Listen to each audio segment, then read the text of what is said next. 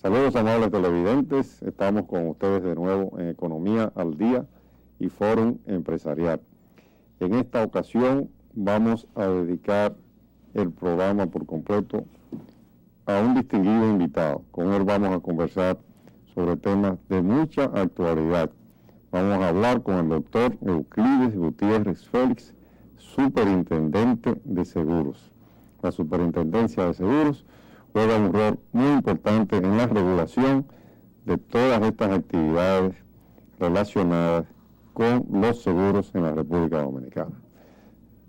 Bienvenido al programa, doctor. Bueno, muchas gracias, Víctor, por tu invitación a este programa tuyo que tiene ya muchos años en el escenario de la televisión y los medios de comunicación. Estoy a tu disposición. Bueno, esa experiencia suya en la Superintendencia de Seguros se repite, porque usted fue superintendente de seguros en el periodo anterior del doctor Leonel Fernández, 1996-2000, en una parte de esos 4 años de gobierno, ¿verdad? Sí. En los 2 últimos años yo fui relevado en CORDE y luego entonces encargado de la superintendencia, porque realmente yo no soy superintendente por decreto. Yo, como tengo la categoría, la jerarquía de secretario de Estado sin cartera, soy secretario de Estado sin cartera, como asistente del presidente, encargado de la superintendencia de seguros. Eso es para mantener un estatus político, ¿no?, jerárquico dentro del aparato burocrático del Estado. ¿Y cuál ha sido su experiencia, doctor Gutiérrez? Usted tuvo experiencia antes como senador, ¿verdad?, de la República, mucha vida política, pero ¿cuál ha sido su experiencia en el Estado, en el manejo de estos asuntos administrativos? Sobre todo usted que estuvo en CORDE, primero en la Corporación Dominicana de Empresas Estatales, después en la Superintendencia de Seguros y nuevamente en la Superintendencia de Seguros. Con ese mundo que le ha tocado a usted relacionarse. Sí, realmente la experiencia mía, que fue en términos originales en el magisterio, es una escuela dentro del ordenamiento de un Estado que era un Estado organizado, que no se puede decir ahora porque inmediatamente vienen las disidencias en este mundo loco. Aquí hay un escuadrón de analfabetos en el orden cultural, en el medio, tratando de orientar a este país, y no es orientándolo, es desorientándolo.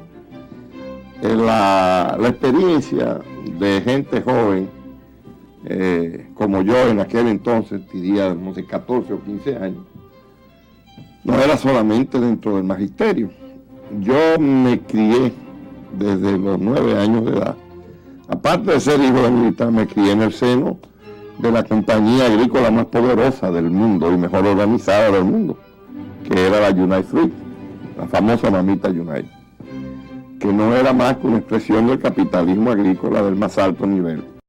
Y todo eso es una experiencia burocrática, administrativa.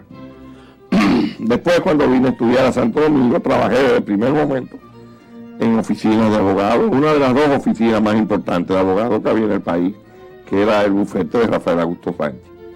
Entonces, todo eso tú lo vas acumulando, ¿no? La vida pública, el ejercicio de la profesión, y caes, por ejemplo, en un organismo del Estado, en una oficina del Estado, como es la Superintendencia de Seguros, que es una de las oficinas más importantes, inclusive con una independencia única, como la Superintendencia de Bancos, que yo digo que pertenecen al grupo de la aristocracia burocrática de nuestro país y de otros países, porque los sueldos son superiores, las conquistas sociales son mucho más amplias, se manejan con mucha autonomía, aunque esta oficina que yo dirijo es una dependencia de la Secretaría de Finanzas, al igual que impuestos internos y la aduana, pero todas nos manejamos con leyes especiales. En mi primera gestión ahí fue buena, en el sentido de que no había ocurrido en el país una crisis en el área del seguro como la que se vive actualmente, que fue la quiebra arrastrada de la Intercontinental, que era una compañía excelente, con una gran capacidad de desarrollo, una compañía valorada en más de 1.000 millones de pesos, que las autoridades anteriores decidieron liquidarla en vez de venderla no solamente la liquidaron festinadamente, como yo he dicho ya en varias oportunidades, sino que se dispuso de los bienes de esa empresa en términos de componendas y de amarres legales desde el punto de vista jurídico, hechos para favorecer a sectores de la vida del seguro.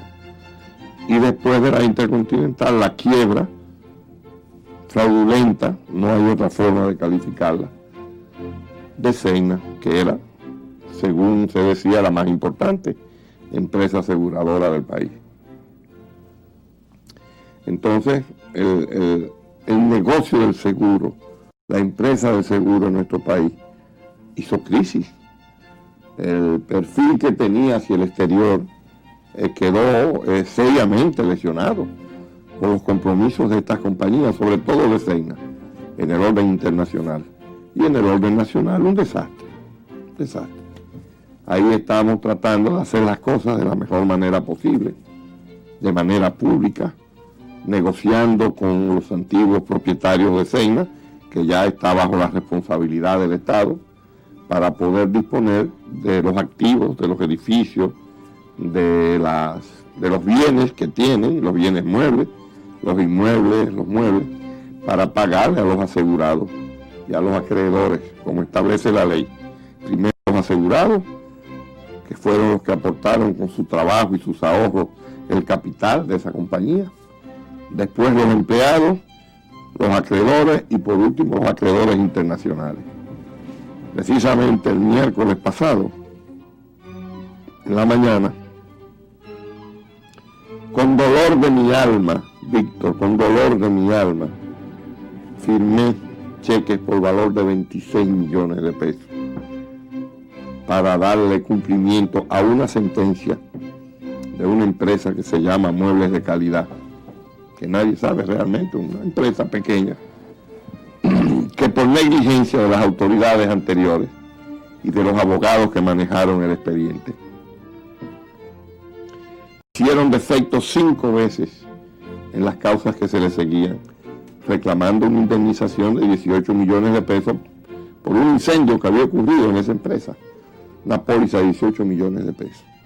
Y no fueron a la audiencia, dejaron.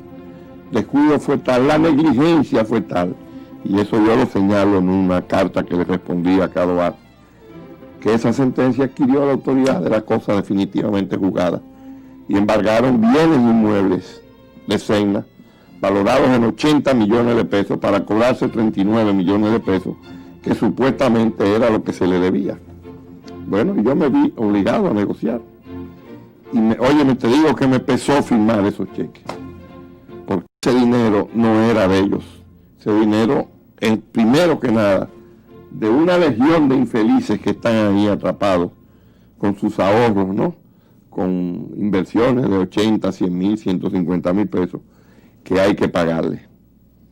Ahora, el mismo miércoles pasado en la noche, dando inicio formalmente al proceso de liquidación de Cegna, que la administración anterior no lo hizo, no lo inició, como no terminó el de la Intercontinental tampoco. Dando inicio, se llevó a cabo en el Meliá una venta en pública subasta de las obras de arte propiedad de Cegna, ¿no? De la compañía. No sé, 50 y pico de eso es parte de los activos de la compañía, que se van a utilizar para resarcir a los inversionistas, a los asegurados primero y a los acreedores, ¿no?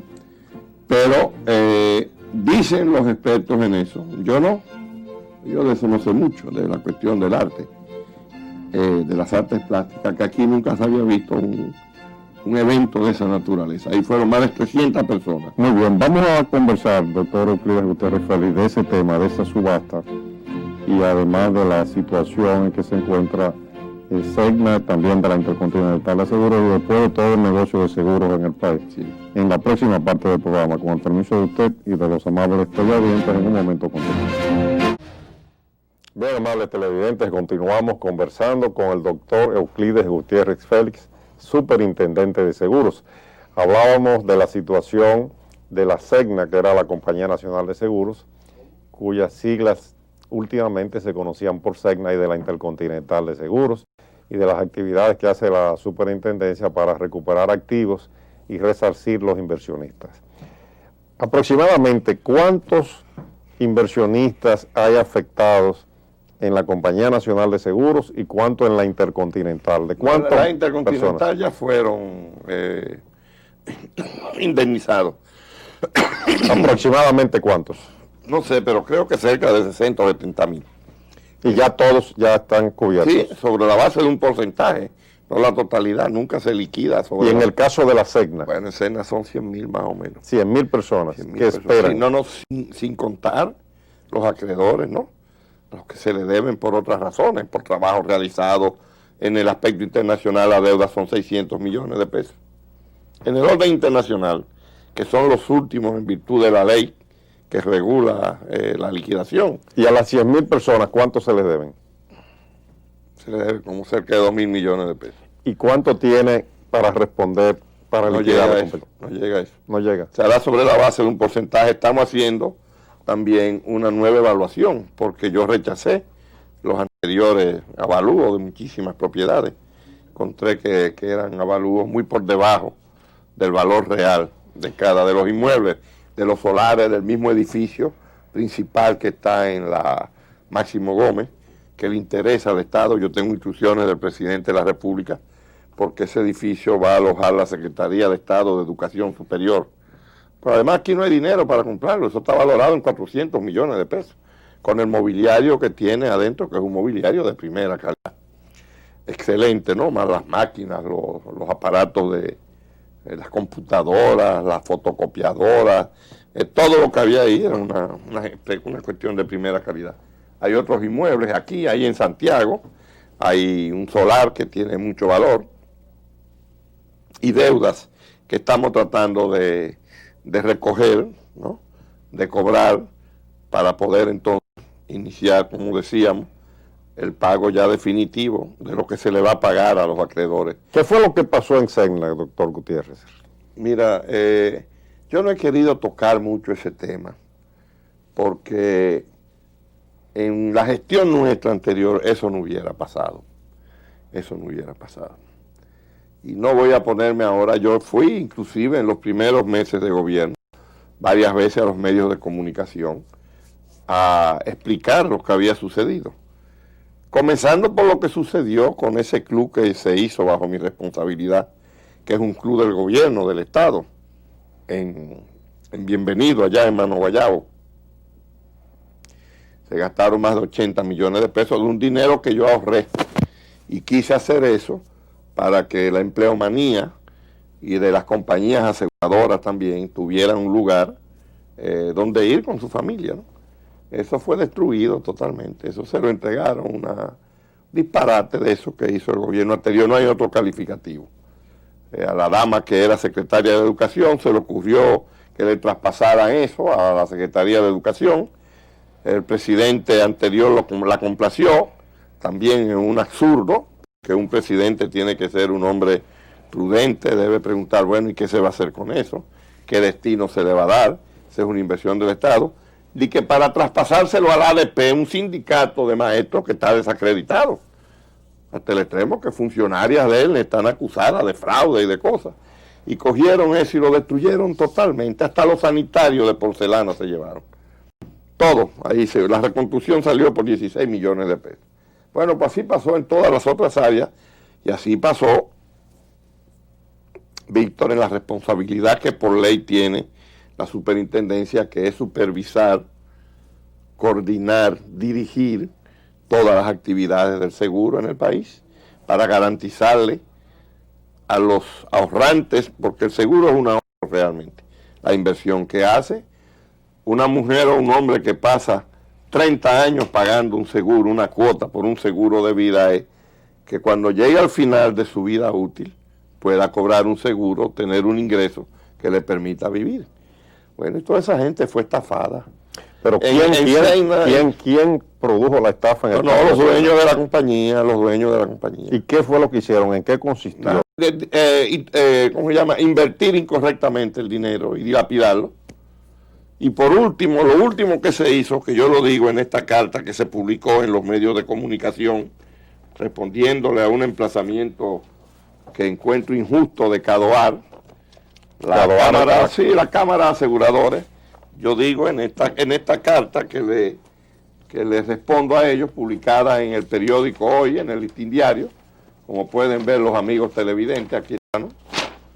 Aquí, en uno de los párrafos de esa carta, yo digo que es sobre la realidad de estos hechos y sobre la descapitalización de Cegna, la cual fue autorizada a sustraer del fondo de reserva 23 millones de dólares, según comunicación de fecha 12 de marzo del 2003, dirigida por el señor superintendente anterior al presidente de Cegna S.A., señor Felipe Mendoza, razón por la cual hemos hablado de irregularidades y trampas, que por encima de la comisión consultiva, eso fue una comisión que se creó, de que para vigilar el proceso de liquidación, y el alto criterio profesional de la Cámara Dominicana de Aseguradores nos fue legado a partir del 16 de agosto, porque ese fondo de reserva, por demás, constituía parte muy importante de la inversión para garantizarle a los asegurados cualquier contingencia. Bueno, ¿cuál era la Pero si hubo una contingencia? sustracción, y una sustracción es una actividad delictiva, ¿qué se ha hecho desde el punto de vista legal? No es delictiva porque No. fue autorizada por la superintendencia. Pero si fue autorizada y fue una sustracción y es ilegal, hay Bueno, que proceder. andamos detrás de esa suma que se supone que fue trasladada a un banco fuera del país, pero nadie sabe a qué banco fue trasladada. Y entonces si las autoridades anteriores, en virtud de las atribuciones que la ley le concede, autorizó el traslado a cualquier parte de esos fondos, óyeme, el problema no es fácil. Entonces esas son trampas legales, porque las autoridades anteriores no se opusieron a que se dispusieran de los fondos de la reserva, que era para garantizarle a los asegurados cualquier contingencia como esta. A ver si hiciera ese traslado. Ahora el miércoles nosotros hicimos una venta en pública subasta de los bienes, parte de los bienes, de las obras de arte, propiedad de Cegna, de excelente calidad, porque habían en ella obras de grandes pintores dominicanos y escultores. Lo hicimos en el Meliá, dicen los expertos en eso, que dirigieron esa venta en pública subasta, que es la primera vez en la historia de este país que se hace un evento de esa naturaleza, y es la primera vez que un organismo del Estado, de los bienes que se expropia en virtud de situaciones como esta, hace una venta en pública subasta. ¿De cuáles pintores y autores, por Bueno, ejemplo? son varios pintores y autores. Este catálogo que está aquí, que tiene una introducción nuestra, señala en términos de los pintores y escultores. Aquí habían obras, te voy a leer: Índice de Artistas, Plutarco Andújar, Aquiles Azara, Dabalcácer, Cándido Vidó, Gaspar Mario Cruz. Creo que este es un escultor. Creo que la pieza o el lote que se vendió por la suma más alta fue... Esta es una pintura de Cándido Vidó. Este de Cándido Vidó. Pero también hay unas esculturas, ¿verdad? Hay una Creo que están escultura en de el catálogo. Gaspar Mario Cruz. Mírela ahí, doctor, esas son. Esta sí. Esta se vendió por 550,000 pesos. Y hay un cuadro de Vidó, no, Como de Oviedo. Este es el cuadro de de Oviedo. Ramón Oviedo, que se vendió por 350,000. Aunque la oferta eran 240,000, llegó a 350,000. Porque ahí había mucha gente. De dinero, ¿verdad? No, de dinero y expertos y con ¿Y esa era galerías. una colección de quién? ¿A quién pertenecía? No a Cegna, a la familia Pellerano. A la Pellerano de los... De de Cegna, la los dueños. compañía. Eso fue Máximo, eso es una expresión del estilo de Máximo, ¿no? Que es un hombre de gustos finos, de categoría, como es esa oficina, una oficina bellísima. ¿Y todavía está la subasta o solamente fue un día la subasta? No, anoche se subastó todo, se vendió todo. Todo. Todavía no sé cuál es el monto real, hoy seguro el lunes seguro me lo dirán, pero fueron varios millones de pesos. Que a diferencia de cómo fueron subastados los cuadros de la Intercontinental, que eran de más valor y en mayor número de la compañía Intercontinental, del Banco Intercontinental, de Ramoncito Báez. Eso no se vendió en pública subasta. Como no se vendieron los vehículos, nosotros hicimos una venta en pública subasta el día pasado y vendimos 14 o 15 vehículos, creo que por 5 millones de pesos. Vehículos usados, ¿no? Pero en buenas condiciones. Como se debe hacer, como dice la ley que debe hacerse. Por eso en la introducción de este catálogo, esto está muy bien hecho. Esto lo dirigió Mildred Canahuate. La Galería Araguat Arte Contemporáneo, Coordinación General Mildred Canahuate, Montaje y Exhibición Aurelio González, etc. Revisión de obras expuestas Arnulfo Soto y Hernán Espínola. Bueno, toda gente especializada en esto. Arnulfo sabe mucho de eso. Sí, y Nanchú también. Y entonces aquí, por eso yo señalo aquí, al introducir este catálogo, digo que uno de los compromisos fundamentales de este segundo gobierno del PLD, bajo el mandato del doctor Leonel Fernández Reina, es el manejo honesto, diáfano de los fondos y las propiedades del Estado y todos los funcionarios que componen el ordenamiento burocrático y administrativo de este gobierno están en la obligación ineludible de cumplirlo cabalmente con responsabilidad, porque en caso contrario incurrirían en graves faltas de honestidad y prevaricación que conformarían una conducta ajena totalmente a los objetivos del gobierno y del ciudadano presidente. Quisiéramos verlo a usted en un otro puesto en el gobierno, doctor, o secretario de la presidencia, o canciller, o contralor general de la República. Menos, porque eso es una especialidad. vamos canciller tampoco, porque viaja mucho. Y a mí no me gusta viajar. Contralor General de la República, para que aplique esas normas éticas estrictas. No, y tampoco de la presidencia, que ahí hay muchos problemas. Bueno, en un momento continuamos conversando con el doctor Euclides Gutiérrez Félix. ¿Qué sucedió con la Cámara Dominicana de Aseguradores, que emitió una declaración y usted respondió? ¿Hay alguna desavenencia? ¿Hay alguna discrepancia insoluble? ¿Qué fue lo que sucedió realmente? Porque a la gente que sigue el acontecer económico y social del país le ha llamado mucho la atención este enfrentamiento, digamos, si se le puede llamar así. Bueno, realmente no es un enfrentamiento, es un malentendido. Y yo me quejo porque cuando nosotros asumimos de nuevo la dirección de la Superintendencia de Seguros, lo primero que hice fue reunirme con la directiva, la junta directiva de CADOAR, ponerme a las órdenes, recibí de ellos la queja del uso indebido de los automóviles recuperados que habían sido robados por la policía, más de 100 vehículos, y les dije, bueno, yo voy a hacer una denuncia, pero ustedes tienen que estar conmigo presentes, porque eso es una violación a la ley, eso es una falta de respeto a la ciudadanía, que desdice de la Policía Nacional, porque su función es todo lo contrario a lo que están haciendo. Estuvieron de acuerdo, yo convoqué en una rueda de prensa al secretario de Interior, al Procurador General de la República, al jefe de la policía, y denuncié allí lo que pasaba, y emplacé al jefe de la policía en presencia de sus superiores jerárquicos, como es el secretario de Interior y el Procurador General, son superiores jerárquicos del jefe de la policía. Y así fue siempre. Eso comenzó a funcionar al revés del 61 en adelante. Porque cuando se atrevía aquí un jefe de la policía, que era un teniente coronel del ejército, con rango de coronel de la policía, a no responder el llamado del Ministerio Público o del Procurador General de la República? Mira, yo no vi nunca en esa época un Procurador General de la República visitando la policía. El jefe de la policía tenía que ir donde el Procurador General de la República y el secretario de Interior y Policía a rendirle informes, y ellos se lo transmitían al Poder Ejecutivo.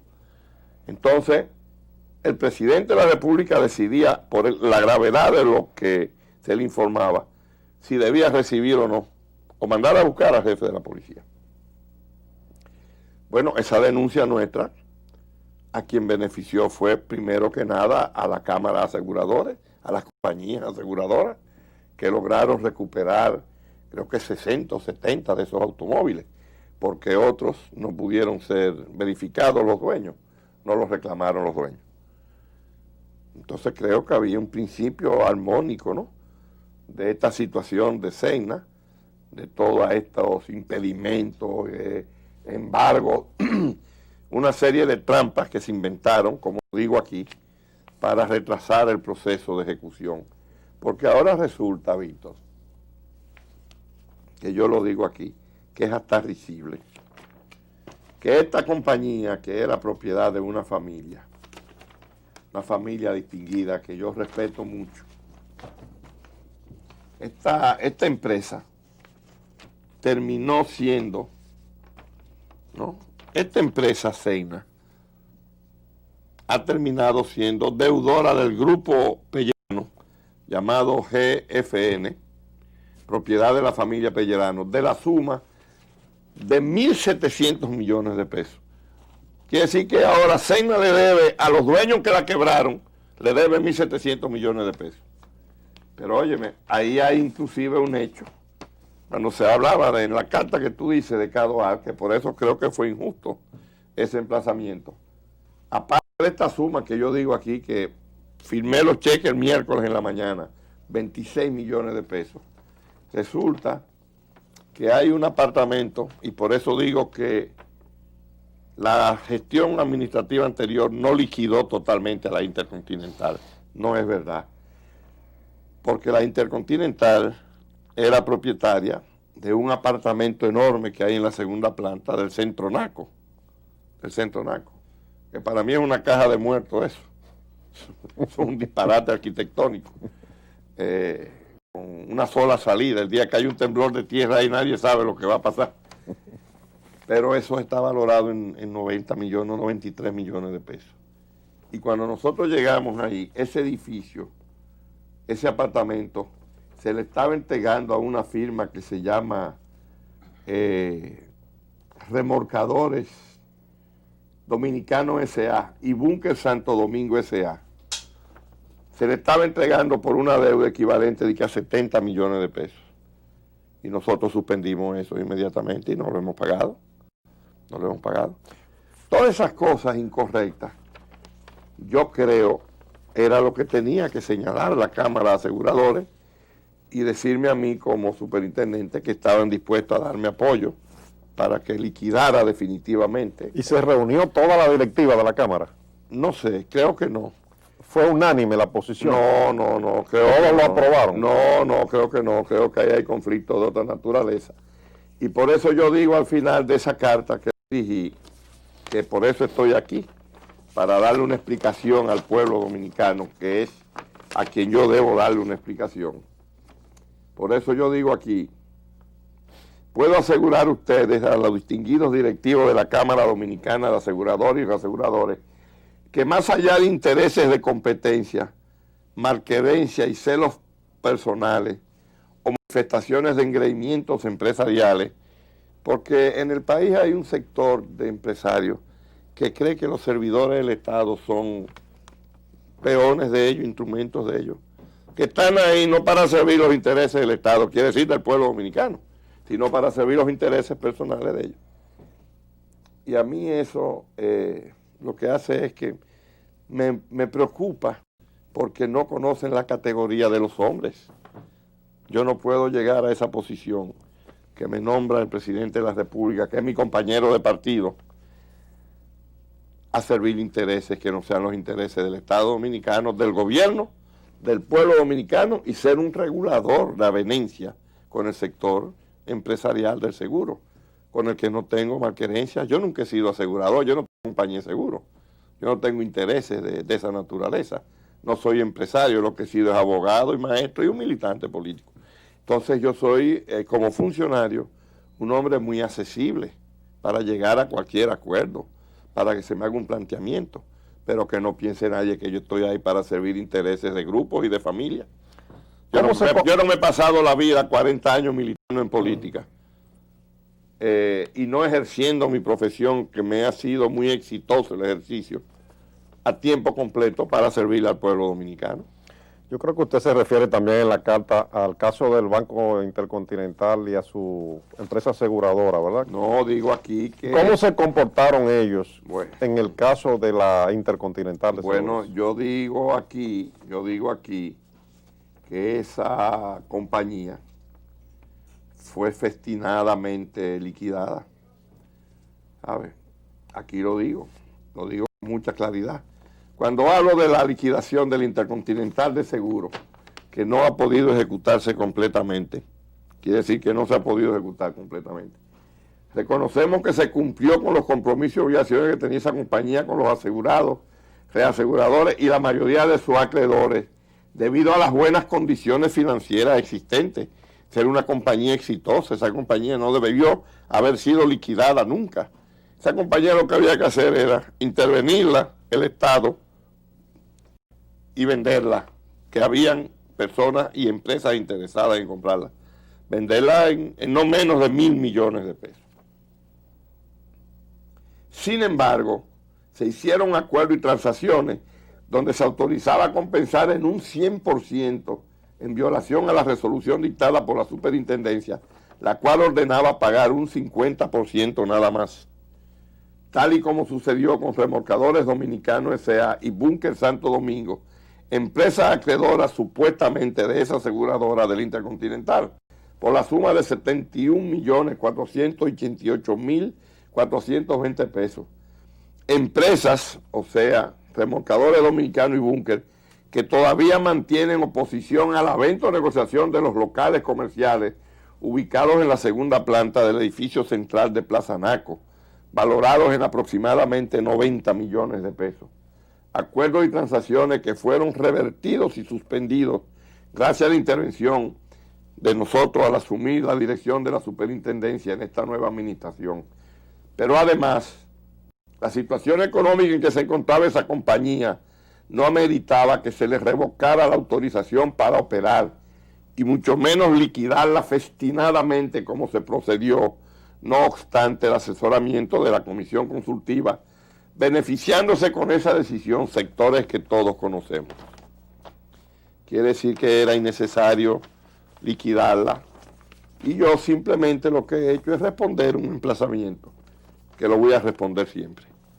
Nadie puede emplazarme a mí en términos injustos en el ejercicio de mi función como funcionario del Estado sin que yo les responda.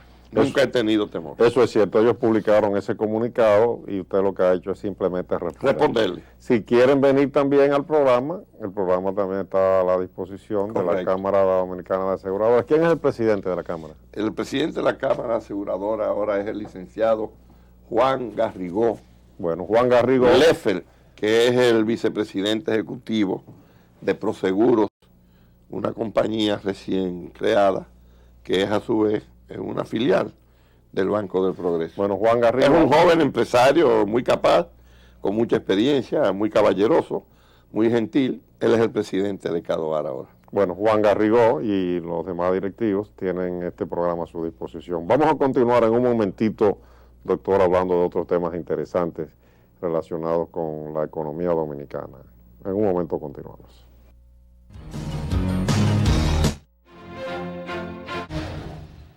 Bien, amables televidentes, para nosotros ha sido realmente una experiencia muy interesante aquí estar con el doctor Euclides Gutiérrez en este programa Economía al Día, porque si bien él ha estado en otro tipo de programas que producimos, sobre todo los que hablan de la historia dominicana y de temas políticos, este es un programa especializado en temas económicos que hemos vuelto a presentar. Hace unos años que no lo presentábamos y volvíamos a presentarlo. Realmente, del Partido de la Liberación Dominicana, una de las personas que más venía, o la que más venía al programa, desde que empezó hace 30 años, porque este programa empezó hace 30 años, era el profesor Juan Bosch. Sí, cómo no. Y usted ve que en el bumper del programa aparece, en el primer bumper, y en la despedida lo vamos a ver otra vez, el profesor Juan Bosch, sobre todo en la época en que eran escasos los programas de televisión. Sí. Pero ya usted aquí usted va a ser un invitado habitual para hablar con mucho gusto, de este tipo de temas. Y don Juan estaba, yo recuerdo que yo lo acompañaba la mayoría de las veces, ¿no? Recuérdate cuando tú comenzaste a hacer este programa. don Juan estaba en el cenit de su talento, con una experiencia extraordinaria y una capacidad de comunicación, porque él en programas y en coloquios y en conversaciones, para mí lo hacía mejor que cuando leía. Él no era un buen lector, él era un brillante orador, improvisador, pero era realmente, en el orden pedagógico, un gran comunicador. Balaguer, que era un sabio político, sin lugar a dudas, se podía estar o no de acuerdo con él, lleno de malicia y de experiencia, dijo una vez, y a mí me lo contaron, alguien que fue de necio, ¿no?, de esos tumbapolvos que hay, ¿no?, creyendo que él iba a salir. Pero, presidente, ¿cómo usted se pone una hora a ver a Juan Bosch hablando en la televisión? ¿Qué tiene Juan Bosch que decir? Y Balaguer le dijo, Juan Bosch es como Hostos, que cuando habla siempre enseña algo nuevo. Cuando yo le pregunté después de una conversación, me dice, no, digo, aquí no hay un comunicador político en términos pedagógicos. Y mira que es un elogio. Me dice, tú eres un maestro de la comunicación. Pues tú haces excelentes programas, como Juan Bosch. Balaguer. Pero en esas pequeñeces y mezquindades que hay, alguien fue, ¿no?, creyendo que iba a congraciarse con el hombre, no. Y después me dijo, el que no comunicaba nada era él. Pero don Juan venía a este programa, el doctor Gutiérrez, cuando yo decía, porque era hace mucho tiempo. Y Juan Bosch te apreciaba mucho a ti, te apreciaba mucho, te distinguía mucho. Yo lo sé. Mira, cuando tú hiciste reportaje desde, déjame hacer esta digregación, en el orden histórico, cuando tú hiciste el reportaje aquel desde Washington, que llevaron a Balaguer, ¿no?, en el allá donde Carter lo acompañó hasta el carro. En el 1977. Sí, cuando el tratado Torrijos-Carter, que para la devolución del canal, yo estaba con don Juan, porque él me llamó, yo vine de la universidad y me iba. Me dijo, mira, no te vayas, que Víctor me llamó, que está en la Casa Blanca, y va a transmitir desde... Tú trabajabas en la noticia también. Periódico La Noticia. Pero yo transmitir desde allá, déjame contar esto para que eso y estaba al lado mío Marino Mendoza de Radio Comercial. De radio. Por eso era que íbamos a transmitir. Y entonces don Juan me dijo, no te vayas, que Víctor va a transmitir desde Washington los detalles finales de este encuentro, que yo cuento, bueno. Y yo me quedo con él ahí. Y cuando tú comenzaste a narrar, ¿no?, que el presidente Carter acompañaba a Balaguer caminando a través de un pequeño pasillo al automóvil. A ver, me dice don Juan, óyeme, qué raro, ¿eh? Digo, no es raro. Digo, llevaron a Balaguer a Washington para que Carter viera que estaba ciego. Y Carter lo está acompañando desde la puerta de la Casa Blanca, la entrada, ¿no? En el jardín, en el pasillo que usted se refiere, sí, es en el jardín que hay una curvita que todavía existe, todavía está ahí, en el patio. Es una curvita que para poder caminar esa curvita, miren, había que tener ojo. Y yo le dije a don Juan, bueno, y ese era el tipo de relación que había, que tú lo sabes, entre el viejo y yo. El viejo, como decíamos cariñosamente. El día pasado lo relata Luis de León en un artículo muy bonito que escribió elogiando un perfil biográfico que yo hice de don Juan. Me dice que era el nombre, no, es que a Balaguer lo llevaron a Washington para que Carter viera que está ciego. Porque Carter parece que un hombre prudente y no quería empujar, ¿no?, un relevo de Balaguer que le había dado tan buen resultado. Sin embargo, ahí mismo, cuando Balaguer, el presidente Balaguer, estamos hablando del 9 de septiembre del año 1977. Pues, hace 28 años. Sí. Hace 28 años de eso. Hace 28 años. Después que Balaguer toma el automóvil, ¿verdad?, que se marcha, Carter entonces viene caminando y todos los periodistas, nada más habíamos 2 periodistas dominicanos, tú y Marino Mendoza y yo. Sí, porque el embajador dominicano, que era Horacio Vicioso Soto, nos dijo que había una restricción. No podían ir todos los periodistas dominicanos, habían ido como 15, estaba Miguel Guerrero, estaba Pía Rodríguez, de lo que yo recuerdo, pero el embajador Horacio Vicioso Soto dijo que solamente la Casa Blanca tenía por norma, en este caso específico, porque era una visita de muchos jefes de Estado. Sí, eran varios jefes de Estado de América Latina. Era para la firma del tratado. Que solo podían ir 2 periodistas por país. Torrijos Carter. Más los americanos, ¿verdad? Sí. Y entonces nos seleccionaron a Marino Mendoza y a mí. Entonces Carter se acercó al grupo de periodistas y espontáneamente el presidente Carter comenzó a hablar en términos muy elogiosos de Balaguer. Pero eso era despidiéndolo. Y esa grabación la pasamos inmediatamente nosotros. No, pero yo estaba con don Juan. Y cuando don Juan me dice, entonces yo digo, no me quiero, digo, inclusive le dije, no sé por qué un hombre tan inteligente como Balaguer no se dio cuenta de eso. Cuando Carter lo acompaña, que se ve inclusive en la foto que lo lleva agarrado del brazo, es diciéndole a la opinión pública de nuestro país y de los Estados Unidos, está ciego, ¿eh? Hago esta sección que no la había hecho nunca un jefe de Estado de los Estados Unidos con nadie. Pues son los monarcas del mundo, ¿no? Ellos dan la mano y qué sé yo qué, salen de que solo, pero tienen 300 guardaespaldas y qué sé yo cuánto.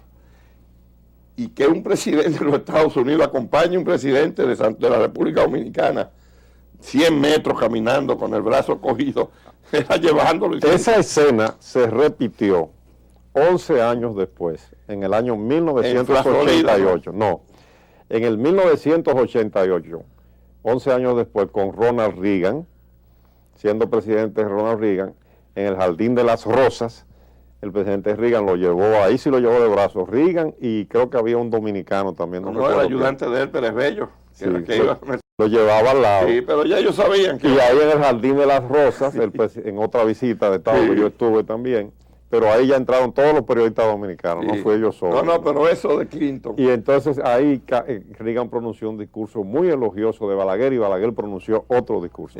Ahora, lo que usted se refiere es otro caso que fue posterior, ya en el 1994, en Miami, en diciembre, cuando se hizo la primera cumbre de las Américas, que Clinton lo llevó también de brazo. Balaguer tuvo esa gloria, esa distinción de que 3 jefes de Estado de los Estados Unidos jugó su papel. Y más el presidente Johnson en Punta del Este, que fue el primer caso. Que fue la primera vez. Por cierto, que en esa reunión de Miami, a la que usted se refiere, la primera cumbre de las Américas, allí estuvo el doctor Leonel Fernández como periodista.